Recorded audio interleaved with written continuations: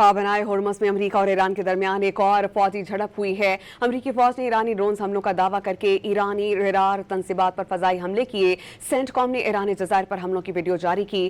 CENTCOM ने दावा किया कि ईरान की तरफ से दागे गए तमाम ड्रोन्स फजाई में तबाह कर दिए गए। पासदारान इनकलाब ने कहा कि जवाबी कार्रवाई में बहरीन और कुवैत में अमरीकी अड्डों को मिसाइल से टारगेट किया गया। बहरीन में सुबह सवेरे खतरे के सायरन्स गूंजते रहे।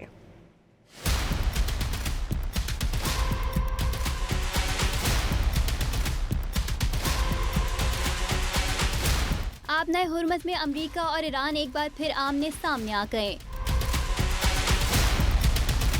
अमरीकी फौज ने ईरानी ड्रोन हमलों का दावा करके ईरानी रडार तंसीबात पर फिजाई हमले कर दिए। पासदारान इनकलाब ने गोरख शहर जजीरा कशम पर हमलों के जवाब में खत्ते में अमरीकी अड्डों पर हमला किया।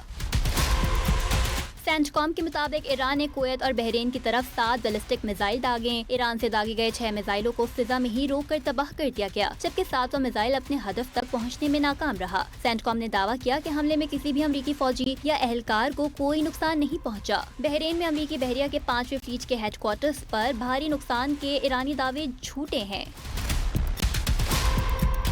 ईरान की नीम सरकारी खबर एजेंसी तस्नीम के मुताबिक पासदारान इनकलाब ने एक बयान में कहा कि इसने खत्ते में अमरीकी अड्डों को मिसाइलों से निशाना बनाया। पासदारान इनकलाब ने दावा किया कि गोरख शहर और जजीरा कशम पर अमरीकी जारहत के बाद खत्ते में दुश्मन के अड्डों को ईरानी फौज के जानिब से एरोस्पेस मिसाइलों से निशाना बनाया गया। इससे पहले पासदारान इनकलाब ने आबनाए हुर्मुज़ में अमरीकी जहाज़ों पर इंतहाई फायरिंग की थी।